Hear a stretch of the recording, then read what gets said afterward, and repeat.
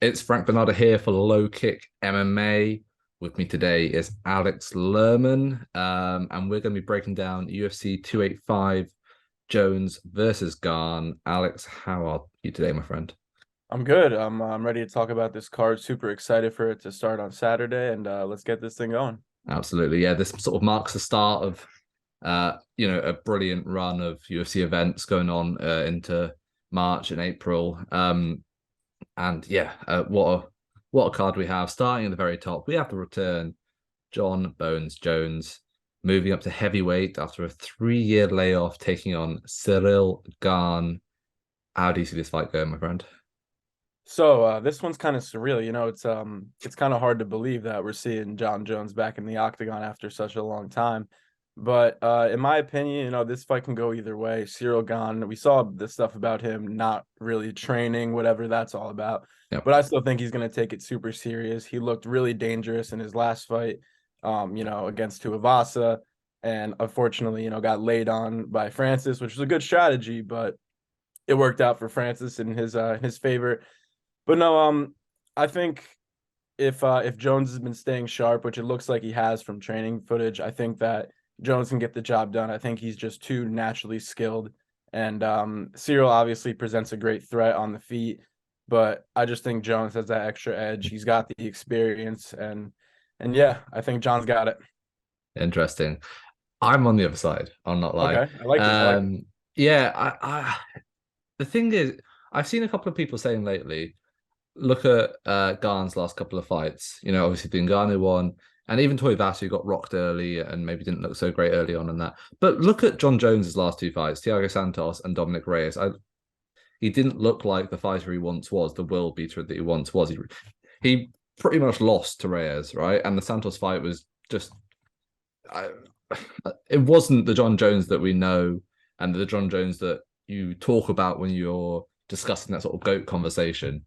Um, this is a weight up for him.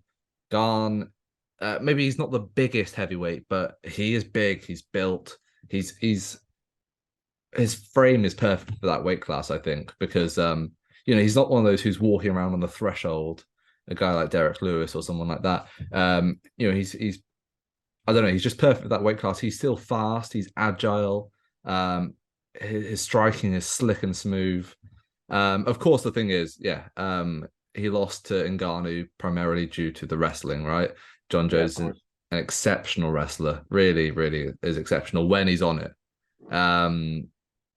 But it's the Reyes fight, like there was just nothing there. Yeah, And Gane's going to be bigger and stronger, more physical than Reyes. I don't know. I just have a hard time Yeah, picking against John Jones. I feel that. I feel that. Yeah.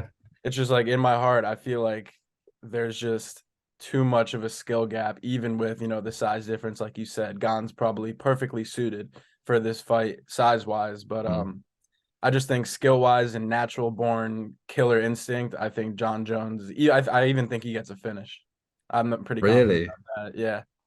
Wow. Interesting. Interesting. Yeah. Um, let's just have a look at the odds. I mean, if you are looking at a John Jones finish, that's plus 220 right now, which is a pretty nice line if you're on the John Jones side. I'm probably just going to take a little stab on Ciryl Gane. In fact, no, I lie. I took it already. As soon as the odds came out, I chucked the half unit on Ciryl Gane.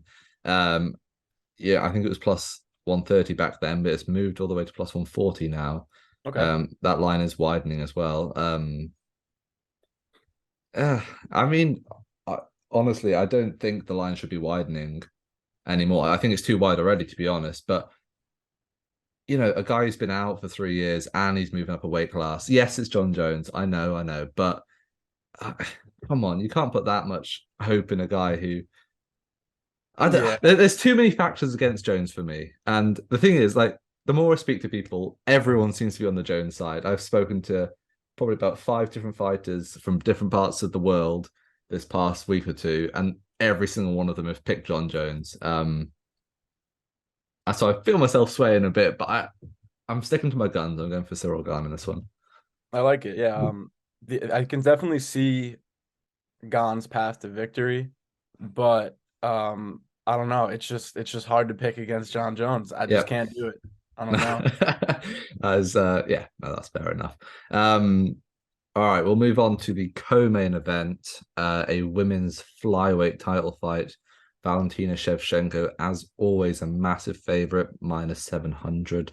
She's taking on Alexa Grasso, hoping to be I guess it would be the third current UFC Mexican champion, as we've Yep. got Brandon Moreno. Yair is an interim champion, so whether you count that or not, neither here nor there. And yeah, Grasso would be the third if she managed to win. She's a plus 450 underdog. This is always the case in Valentina fights, right? Yeah.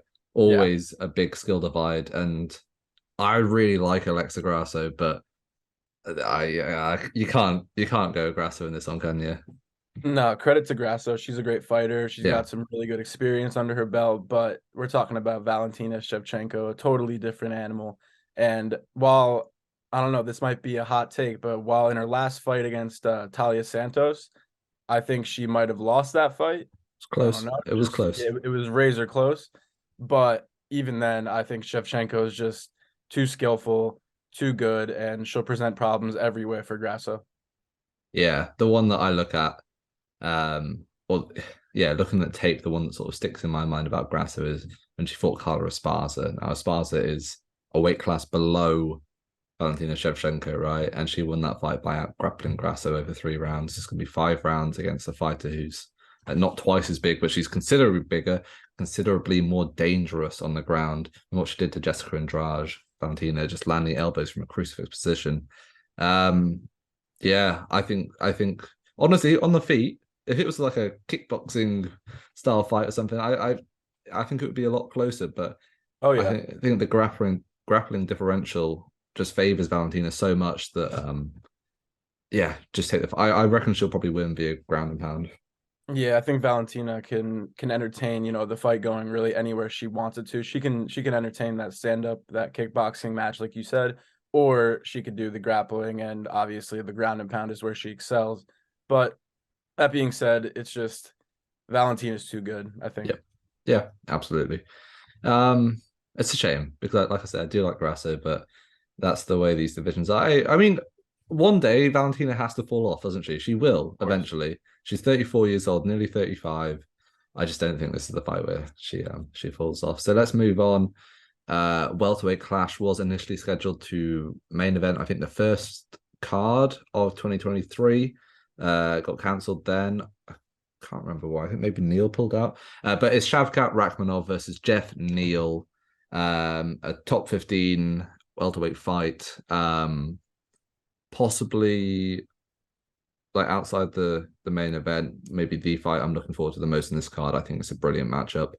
Shavkat, he is all the rage right now, and he's a decent favorite as a result, -550. Jeff Neal coming in at +400 underdog. I think that line is wide. Jeff Neal is no slouch, but I do favor Shavkat all the same. What's your read on this one, mate? So I was super excited for this fight to go down when it was first scheduled, and my opinion on it hasn't changed really. I'm still super excited.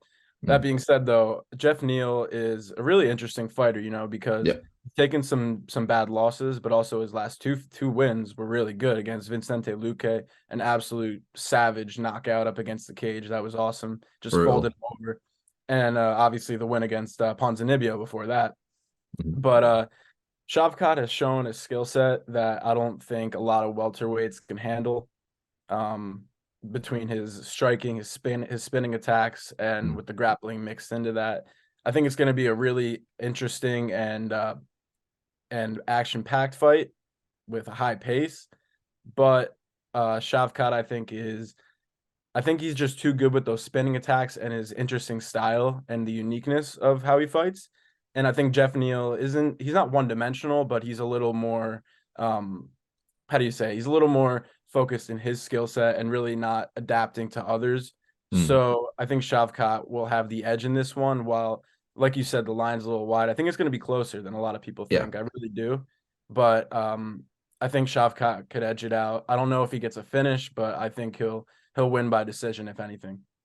yeah. I mean, he is just a finished sort of hunter, though, isn't he, Shavkat? Yeah, he He's is. from every position, like yeah, he's lethal on the ground. Like his stand up, he hits really hard. We saw that. Was it the like wheel kick against Carlson Harris?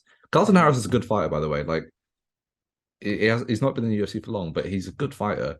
And that was such a tough matchup, giving him Shavkat in his like second or third UFC fight. But regardless, yeah, he hits hard. But when he gets the fight to the ground, he lands brutal ground and pound from like. He takes really solid positions where he can land these shots. And then he's also just an excellent submission hunter as well. Since been in the UFC, he's got one, two, three. Yeah, three of his 4 fights have all been by submission. Neal Magny, Alex Cowboy Oliveira, and Michelle Fizeras.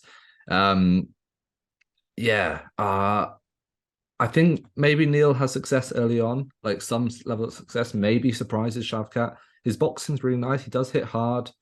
You don't call remember him, yeah, they don't call him Hands of Steel for nothing, that. Exactly. Yeah, you don't have that sort of nickname. And we all remember that bloody head kick KO of Mike Perry when he just folded him to the floor. But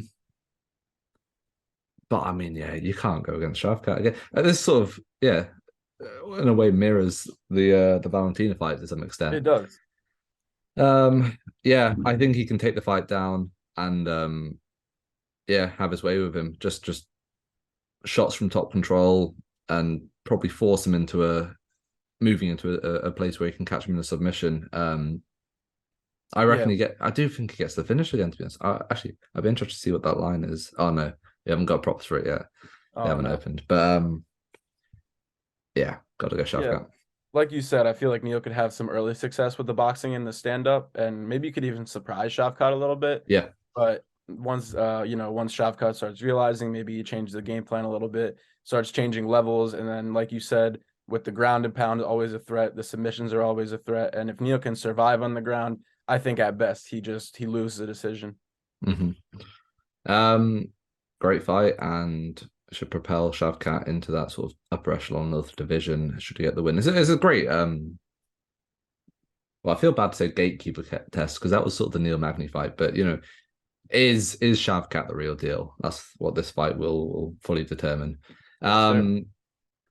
Next up, a lightweight bout. Lightweight division's probably my favorite in the UFC right now, even with the way the bantamweight is right now. We've got Jalen Turner initially scheduled to take on Dan Hooker. I am incredibly happy that fight is not taking place. I'm a big Dan Hooker fan, and I don't think that will go well for the Hangman against Turner, who's already defeated Brad Riddell, his CKB teammate. Also, Jamie Malarkey, based out in Australia as well. Well, not the CKB is in Australia, but that part of the world. Dan Hooker out with broken hand. Matthias Gamrot steps in. This is that's such a tougher style matchup for Jalen than Dan Hooker. Matthias is really, really good. Yes, he's coming off a loss. Who was that loss to? It was a loss to Beneil Dariush. Come on. And yeah, it's almost incomparable, the sort of different types of opponents that Dariush and Turner possess. Turner is this huge 6'3" lightweight, which is ginormous. Scary dude. Yeah, he is terrifying, isn't he? His last 5 fights all come by finish. He is more a striker, but he has that sort of submission threat, a bit of a club and sub guy. Hits incredibly hard, uses that frame really well, knees in the clinch, kicks off the end of exchanges. Really nice striking, really, really fun to watch. Gamrot is a wrestler, right? Or a grappler, I suppose. He loves exchanges. He uses his own cardio as a weapon. But this is on short notice. So that's the thing. Like, does the cardio come into play? Where will his cardio level be at? It's very hard to say. Gamrot is the favorite, but it's a lot closer than the rest of the fights have been. The line is minus 210 for Gamrot, plus 175 for Turner. That's actually got wider since when I last checked earlier today. It was what were the lines at when you first looked? Turner was plus 150, so it's moved up to plus 175 in the past 3 or 4 hours. So, interesting. I think I'm favoring Turner though, personally. What about yourself? Yeah, I was just about to say the same thing. Turner I think is one of the most underrated Mm, 155ers in the division. And we've seen he's fought some good competition, but this is a step up we're going to really find out what he's about. The thing that sticks out to me with Turner is that in the striking game, his stand up, his hooks and his punches, there's literally no wasted movement in yeah, there. It's so quick and so tight where I feel like he can catch almost anyone if he lands a clean shot like that. But that being said, this matchup against Gamrot is super interesting because of the style. And Gamrot has shown he can wear you out, he can wrestle you for the whole fight. And if Turner can manage that, I think he definitely has a clear path to victory. While Gamrot, we know his path to victory is going to be to wrestle and to really stifle the stand up of Jalen Turner. yeah, it's fascinating. And the short notice nature of it really does throw an extra sort of caveat into the whole mix. But Yep. yeah, we'll see. Yeah, brilliant fight. Rounding off the main card, I believe, at least according to Tapology, yeah, we have Jamie Pickett, the Nightwolf, taking on Bo Nickal, making his UFC debut. Uh, Yeah. one of the most highly talented prospects we've had in a minute. Sorry, did I say pro debut? I meant UFC debut. UFC. Yeah. Obviously, Nickal coming off the Contender Series, but he's got that incredible wrestling background. Jamie Pickett, I mean, he's got what 21 fights on his record, a lot more experience, but he's on a 2-fight losing streak. Um, Not to the best competition either, may I say. yeah, well, and look at his 2 wins: Joseph Holmes and Laureano Staropoli. Mhm. Yeah, look, it's the sort of fight that Nickal should be in. In all honesty, um, the wins and losses aren't over particularly high level opposition, but he's experienced. He's been in there with a lot of opposition. And yeah, he's essentially a fighter who could be at the very end. This is Pickett talking about, at the very bottom of the UFC's middleweight division, or at the top of a regional promotions middleweight Mhm. division. He's probably like an LFA champion, right? Right.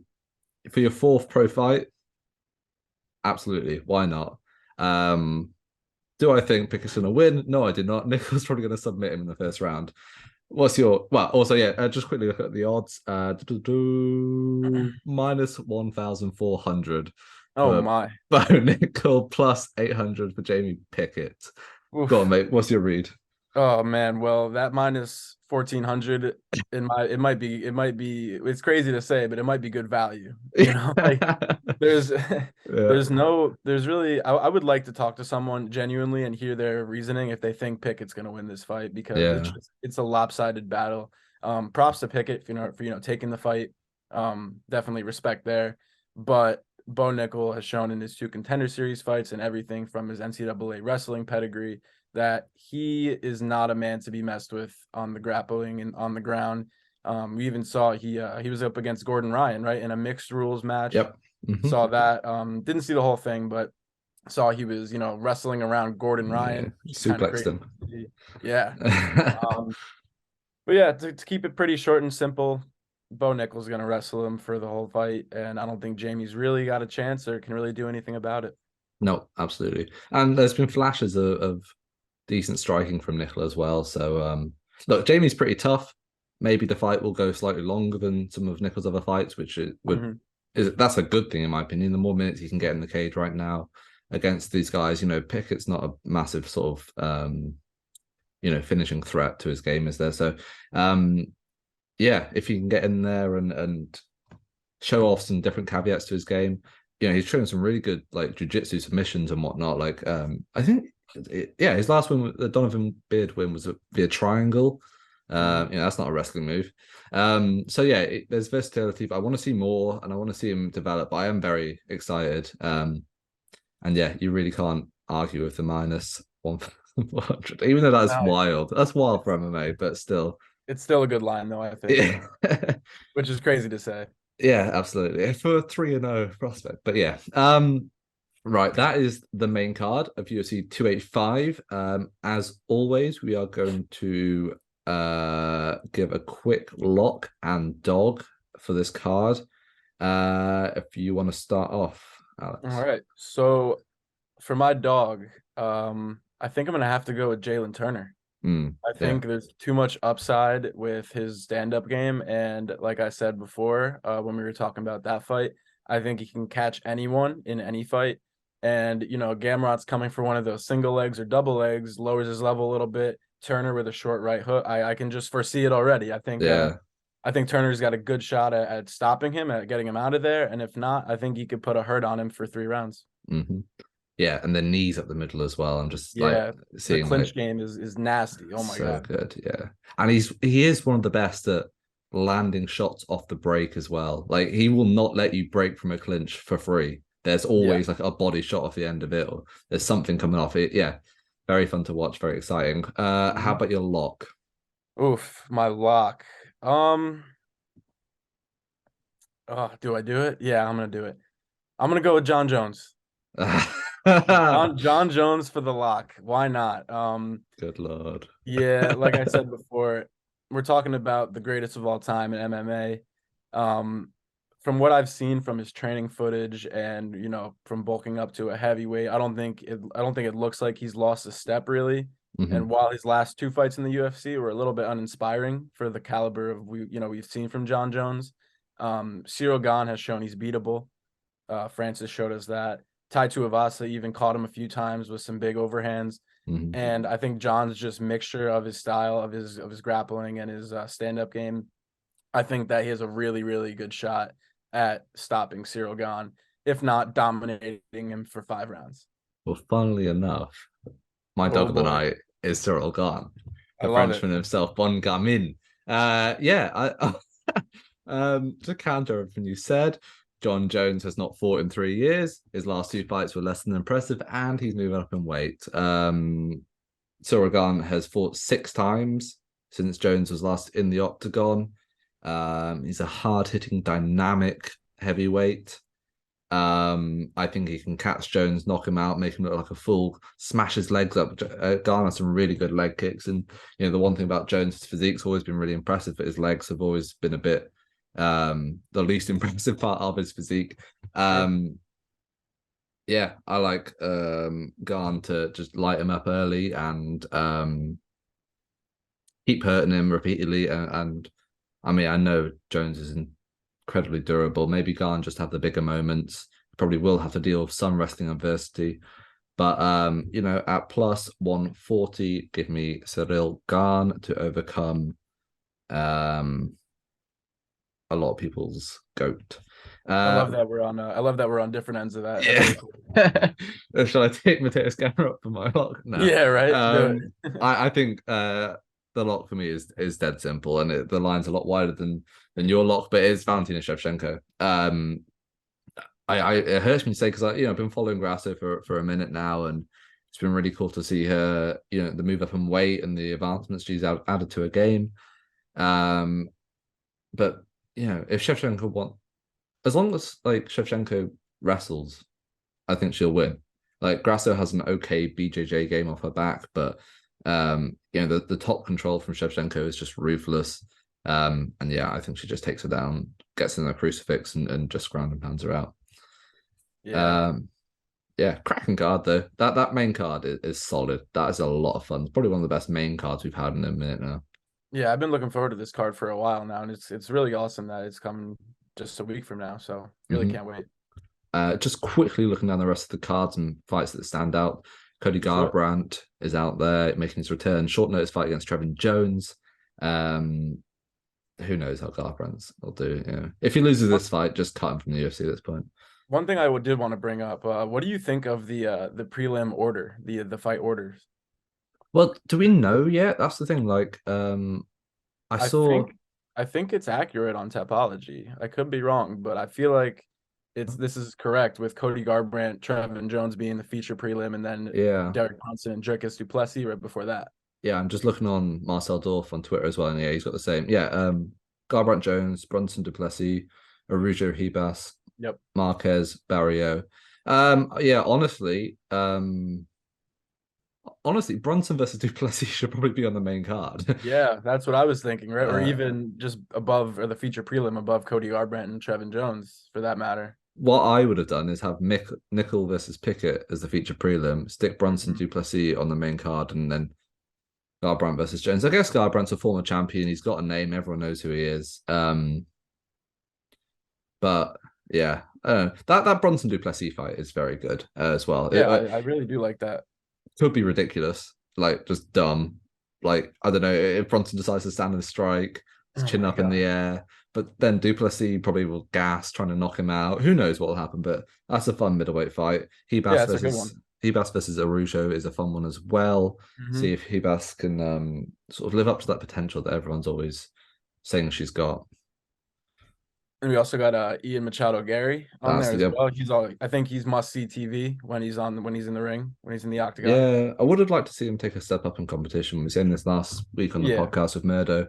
Why didn't he fight Brian Barberena or something like this in this fight? It would have, Keenan Song doesn't really add anything to his progression right now. But yeah, it's good to see on TV, and I hope I like watching him fight. Absolutely. Right. Well, I think that just about wraps everything up for this week. Thank you, Alex, for joining me. It's a brilliant card. And like I said before, it's the start of a really relentless and solid schedule for the UFC in the coming weeks. What have we got next week? Marab versus Jan, then UFC 286 in London. We've got Sanhagen versus Vera. Adesanya Pereira 2, Holloway Allen. Yeah, it's that Adesanya Pereira card is going to be something else with the co-main of Gaethje Fiziev. Oh my gosh. Yeah, no, Gaethje Fiziev. That's on 286. Sorry, yeah, I got my. Yeah. No, the co-main. Either way, both of those cards are going to be awesome. Adesanya co-main is Masvidal versus Burns. Yes. So yeah, it's all good right now. We're blessed. What a month we have ahead of us. Absolutely. For social media, you can find me at Frank Bonada. LowKickMMA is LowKick_MMA, something like that. You'll see it. You'll see the logo. Where can people find you, Alex? So on Twitter, you can find me at Lerman30. Instagram, same thing. And yeah, thanks for having me on today. Really enjoyed talking about the card. I can't wait for it to get going on Saturday, and I'm looking forward to it. My pleasure, mate. Yeah, we'll have you on again soon. Tune in next week. UFC Fight Night, Dvalishvili versus Jan. Make sure to subscribe to the LowKickMMA YouTube channel for all the latest news, event previews, and interviews with some of the biggest stars in MMA.